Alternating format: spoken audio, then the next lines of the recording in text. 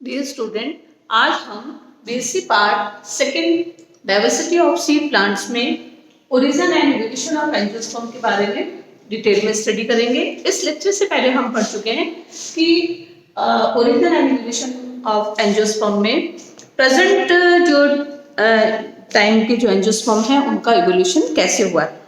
और इसमें हम देख चुके हैं कि जो एंजियोस्पर्म जो है उनका सडन इवोल्यूशन हुआ है। सडन ओरिजिन ऑफ एंजियोस्पर्म है। एंजियोस्पर्म को ऐसा साइंटिस्ट के द्वारा ये माना गया, टेरिडोलॉजिस्ट के द्वारा, जो भी जितने भी थे उनके द्वारा ये माना गया कि एंजियोस्पर्म जो है वो एकदम धरती पर आ गए। तो इसी तरीके से हमने पिछले लेक्चर में ये भी देखा कि डार्विन ने डार्विन ने हुकर को एक लेटर लिख के बताया कि एंजियोस्पर्म का ओरिजिन जो है एक एबोमिनेबल मिस्ट्री होता है, कि एकदम एक घिनौना सच्चाई ये है कि एंजियोस्पर्म एकदम ही पृथ्वी पर आ गए। उसको समझने के लिए हमने देखा था कि एंजियोस्पर्म, ये सभी साइंटिस्ट ने अपने अपने अलग अलग व्यूज दिए थे, जिसमें से थॉमस ने व्यू दिया कि एंजियोस्पर्म मतलब ये पूरी तरीके से माना नहीं गया कि वो एकदम आकस्मिक हुआ है, लेकिन फिर भी यही है कि एंजियोस्पर्म आकस्मिक एकदम ही धरती पर आए। और इसको समझने के लिए हमने देखा कि एंजियोस्पर्म जो है वो पैलेयोजोइक एरा से पहले के टाइम के थे और इनकी आकस्मिक उत्पत्ति जो हुई है वो क्रिटेशियस काल में हुई थी। उसको समझने के लिए हमने कई हेड्स में पढ़ा था कि हैबिट अनहैबिटेड को देखें, या उनके वेजिटेटिव ऑर्गन्स को देख लें, या उनके स्टोमेटल एपरेटस तक हमने यहाँ तक बात की थी कि किस तरीके से एंजियोस्पर्म जो है उनका सडन ओरिजिन हुआ है। उसके बाद हमने ABC पॉइंट तक हमने स्टडी किया था।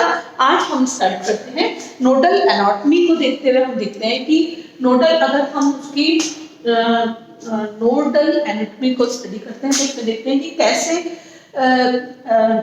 जो प्रिमिटिव टाइप के जो एंजियोस्पर्म थे उनमें किस प्रकार की नोडल एनाटॉमी थी और उनसे कैसे एडवांस टाइप का एंजियोस्पर्म बने। तो नोडल एनाटॉमी में एंजियोस्पर्म के में 3 टाइप की बेसिक टाइप ऑफ एनाटॉमी होती है।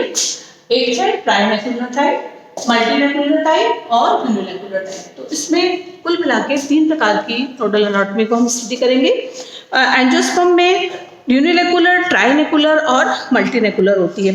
अब ये प्रश्न उठता है कि इन तीनों में से प्रिमिटिव कौन सी है। उसके लिए समिति ने अलग अलग बताया कि कुछ साइंटिस्ट कहते हैं कि यूनिनेकुलर से ही मल्टीनेकुलर और ट्राइनेकुलर हुआ है, और कुछ ऐसा कहते हैं कि ट्राइनेकुलर से ही उनमें लीफ ट्रेसेस का नंबर घट गया, वो फ्यूजन हो गया, उससे यूनिनेकुलर बनी। इस प्रकार से टेरिडोस्पर्म्स के अंदर, टेरिडोफाइट स्पर्म्स, एंजियोस्पर्म, इन सब के अंदर जो है ऐसा देखा गया कि कुछ इनमें 2 लीफ ट्रेसेस थे और स्टील में केवल एक ही गैप था। परंतु एंजियोस्पर्म के कुछ ऐसे कुल भी हैं जिनमें ऐसी स्थिति भी नहीं पाई गई। इस प्रकार से सिनेट के अकॉर्डिंग 1914 में trilacunar type of nodal anatomy primitive है।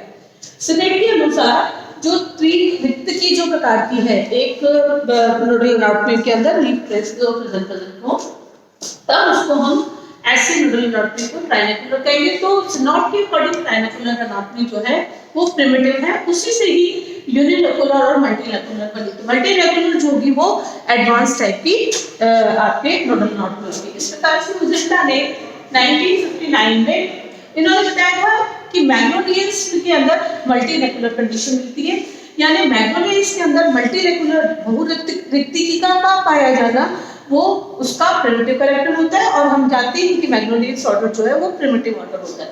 उससे ही आगे एडवांस फैमिली जैसे एपिसेसी है, उसके अंदर मल्टीनेकुलर, ये एक सबसेट है कि उसमें भी मल्टीनेकुलर पाई जाती है। तो इस प्रकार से, और ये मल्टीनेकुलर एपिसेसी में भी होती है और ट्राइनेकुलर टाइप रेडियस और मैग्नोलियंस में पाई जाती है। इस प्रकार से मार्शलिन और पैरी के अकॉर्डिंग 1955 में टेरिडोस्पर्म्स, जिंगो, कॉर्डेडेस, कॉनिफेरेस, एफिड्रा, एफिडनेटेस, इसमें एफिड्रा, इनमें यूनिनेकुलर टाइप की जो नोडल एनाटॉमी होगी वो प्रिमिटिव टाइप होगी, और उसी से ही मल्टीनेकुलर और ट्राइनेकुलर डेवलप होती है। तो इस प्रकार से हम देखते हैं कि नोडल एनाटॉमी में की जब हम बात करते हैं तो इनके हिसाब से मार्सन एंड डेली के अकॉर्डिंग यूनिलेकुलर टाइप की जो एनाटॉमी थी उनके हिसाब से पर्व संधि जो होती है जिम्नोस्पर्म में, टेरिडोस्पर्म्स में, इन सब के अंदर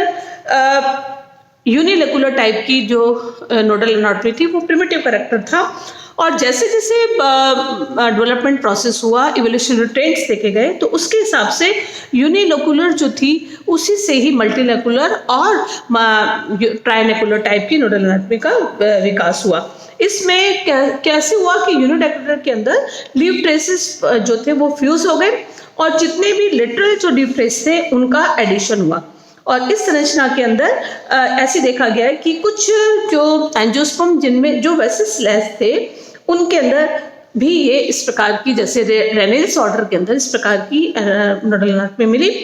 टेरिप्सो में आदिम एक रक्ति पाया जाना, यानी उसके अंदर प्रिमिटिव यूनिलेकुलर टाइप की आपकी नोडल एनाटॉमी थी, लेकिन दूसरे में ट्राइनेकुलर पाया जाना और उसी से ही जो है वो ट्राइनेकुलर नोडल एनाटॉमी मिली। एडिशनल लीफ ट्रेसेस उसमें बन गए, उसी से ही आगे नोडल बना।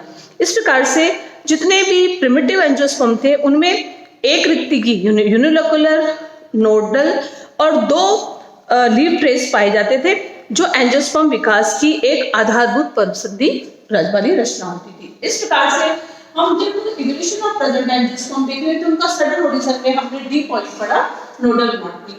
नेक्स्ट जो इसी के according sudden origin of angiosperm हम देखते हैं कि की पॉइंट है anatomy of stem conducting system. Stem का कंडक्टिंग सिस्टम की एनाटॉमी को देखने से हम कैसे बताते हैं कि उनमें भी जैसे जितने भी लिविंग एंजियोस्पर्म्स थे उनमें सबके अंदर वाहिका विहीन थे। वाहिका यानी उनके अंदर वो ट्रैकेटलेस थे और वुड का पाया जाना उसमें पाया जाता था। और इस प्रकार से अर्ली एंजियोस्पर्म के अंदर जितने भी यानी जो प्रिमिटिव एंजियोस्पर्म थे उनके अंदर जो एनाटॉमी थी, स्टेम कंडक्टिंग सिस्टम वाला पूरा देखा जाए तो अर्ली एंजियोस्पर्म जो है वो प्रिमिटिव थे। उनके पूरे संगठन में वाटर कंडक्टिंग टिश्यू जैसे जाइलम है, जाइलम प्रेजेंट होता है, form like elongated cylinders, skeleton border plates उसमें पाए जाते थे। तो इस प्रकार से उन सबके अंदर जो प्रिमिटिव वुड जो पाई जाती थी वो उस वुड का कैरेक्टर है कि उनमें जाइलम जो होता है वो फर्न लाइक होता है और ट्रेकेट्स जो होती हैं वाहिनिकाएं इलॉन्गेटेड एंड सिलेंडर होती हैं और स्क्लेरिफॉर्म उसमें बॉर्डेड पिट्स पाए जाते थे। यानी वहाँ की वुड की प्रिमिटिव एंजियोस्पर्म की वुड की ये स्पेशलिटी थी। और इस प्रकार की ट्रेकेट्स जो थी कुछ ऐसे ऑर्डर में मिली, जैसे कुछ एग्जाम्पल जैसे प्रोटोडेंड्रॉन्स में और टेट्रासेंड्रॉन में इस प्रकार की प्रिमिटिव वुड मिलती थी जो उस टाइम के ये जीवित एंजियोस्पर्म थे और उनमें भी वाहिकाएं ट्रैकेट्स अनुपस्थित होती थी। इस प्रकार से जाइलम जो प्रिमिटिव जो है वो टेरिडोस्पर्म से उसकी एफिनिटी होती थी। और जैसे जैसे विकासीय क्रम को देखा जाता है, इवोल्यूशनरी ट्रेंड्स को देखा गया है, तो वाहिकाओं के विकसित होने में सर्कुलर बॉर्डेड पिट्स जो थे, मतलब स्क्लेरिफॉर्म जो था बॉर्डेड पिट वो सर्कुलर बॉर्डेड पिट में चेंज हो गया और बाद में इसी से ही स्पाइरल और इररेगुलर टाइप का अरेंजमेंट हुआ। और इस प्रकार से जाइलम में हेटेरोजाइगस मेडुलरी रेस भी इसी प्रकार से हुई। तो कुल मिला के ये वाला जो प्रिमिटिव एंजियोस्पर्म जो था उसमें ये कैरेक्टर्स थे। फिर उसके बाद हैमली ने बताया 1933 में टेरिडोफाइट जिम्नोस्पर्म, इनमें प्रिमिटिव टाइप का फ्लोएम भी प्रिमिटिव टाइप का था। उनकी सीव सेल्स जो थे वो उनमें सीव एरिया एब्सेंट होते थे और स्पेशलाइज्ड सीव सेल्स उसमें एब्सेंट होते थे। एडवांस टाइप का जो भी एंजियोस्पर्म होगा उनमें जो प्रिमिटिव एंजियोस्पर्म थे उनके सीव सेल्स तो सीव एरिया नहीं था और दूसरा उसके अंदर कंपेनियन सेल्स एब्सेंट होती हैं। जैसे इस प्रकार के कैरेक्टरिस्टिक्स फ्यूज हो गए लिपिड्स और उसके मैग्नेलियस के कैरेक्टर थे, उसमें कंपेनियन सेल एब्सेंट थी। अब एडवांस टाइप का जो था उसमें बाइकोलेटरल मस्कुलर बंडल भी है और फ्लोएम के अंदर मतलब कंपेनियन सेल्स का नंबर, कंपेनियन सेल्स प्रिमिटिव में नहीं थी और जो एडवांस टाइप है उसमें 2 to more companion cells present होती है। ये उसका एडवांस मतलब जो जितने भी एडवांस या आगे आने वाले जो एंजियोस्पर्म थे उनका कैरेक्टरिस्टिक फीचर होता है। दूसरा करेक्टर है कि एडवांस जो कुछ उसके फैमिलीज होती है उनमें बाइकोलेटरल वेस्कुलर बंडल पाया जाता था, और ये प्राइमरी, ये इसमें वेस्कुलर बंडल और फ्लोएम पैरेन्काइमा के स्थान पर वहां पर फ्लोएम फाइबर, एडवांस टाइप जो है उनमें फ्लोएम पैरेन्काइमा ना होकर फ्लोएम फाइबर होता था, सील ट्यूब इसमें प्रेजेंट होती थी। प्राइमरी कैरेक्टरिस्टिक में प्राइमरी कैरेक्टर ये है कि जब हम उसकी एनाटॉमी देखेंगे तो कुछ जो शुरुआती प्लांट्स होंगे उनमें वेस्कुलर बंडल रिंग में अरेंज्ड होंगे और कैम्बियम एक्टिव होगी, यानी उनमें स्किन में ग्रोथ होगी। लेकिन एडवांस फॉर्म में क्या हो गया, activity of cambium is reduce, कम हो गई, और इसमें कैम्बियम जो है वो एब्सेंट हो सकती है। वेस्कुलर बंडल जहां पर यानी प्रिमिटिव कैरेक्टर हो गया कि vascular bundle arranged in ring is a primitive character, और वेस्कुलर बंडल आपस स्कैटर्ड हो गए। तो इस प्रकार से प्राइमरी जब हम सडन ओरिजिन ऑफ एंजियोस्पर्म में देखते हैं तो प्रिमिटिव कैरेक्टर ये हो गया।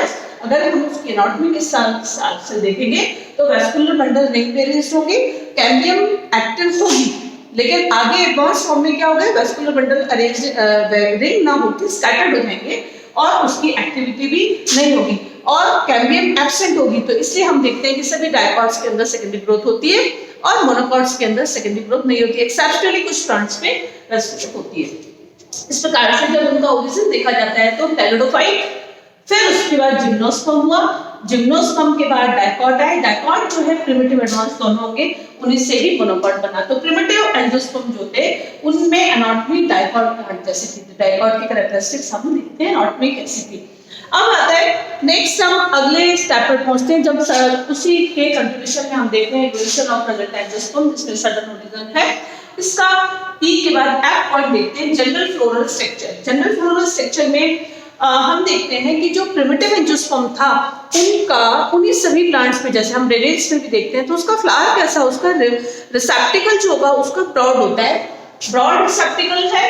फ्लोरल पार्ट्स होते हैं वो उनका नंबर ज्यादा है, इन्फिनिटिव नंबर होते हैं, and they are arranged in spiral manner, spiral में अरेंज होते हैं। उनमें एक्टिनोमॉर्फिक कंडीशन होती है, बाइसेक्सुअल फ्लावर होता है, और इसके साथ साथ इसमें कुछ कैरेक्टरिस्टिक ऐसे फीचर्स प्रेजेंट होते हैं जैसे आप अपने रेनेज में हम देखते हैं। तो यहाँ पर बाइसेक्सुअल है, ये सब कैरेक्टर्स किससे मिलते हैं, यहाँ पर ये भी जिम्नोस्पर्म की कौन से रिलेट होते हैं, यानी जिम्नोस्पर्म के बाद एंजियोस्पर्म आए तो एंजियोस्पर्म की भी प्रिमिटिव जो प्लांट थे वो किससे रिजेंबल करते हैं, जिम्नोस्पर्म से रिजेंबल करते हैं। इस प्रकार से एम्स ने बताया कि जो जितना भी प्रिमिटिव फ्लावर था उस प्रिमिटिव फ्लावर में बायोसेक्सुअल कंडीशन थी, फिर यूनिसेक्सुअलिटी इसी से ही डेवलप हुई। इस प्रकार से एक लिंगी पुष्प जो होंगे, मोनोसेक्सुअल जो एक ही जिसमें आइदर मेल आइदर एंड्रोशियम होगा या गैनिशियम होगा, उनमें भी स्टेमिनॉइड्स या पिस्टोलाइड भी वो एक वेजिटेशनल ऑर्गन के रूप में या अवशेषी अंग के रूप में पाया जाता है, और जो भी इस कारण है ताकि उसमें सेल्फ पॉलिनेशन नहीं हो। इस प्रकार से जब हम पुष्पीय रचनाओं की फ्लोरल स्ट्रक्चर को देखते हैं तो जितने भी फर्स्ट प्लांट जो बने वो फर्स्ट प्लांट कैसे थे, पुष्प जो लैंड पर अर्थ पर सबसे पहले जो प्लांट आए वो सब सिंपल थे और प्रिमिटिव थे, और इस प्रकार से जितने भी प्लांट अर्थ पे थे वो सब प्रिमिटिव जो हमारे प्लांट हैं, सरल प्रिमिटिव प्लांट के एंसेस्टर रहे, और वर्तमान के अंदर जो अब मिल रहे हैं वो आगे वाले प्लांट्स के लिए एंसेस्टर होंगे।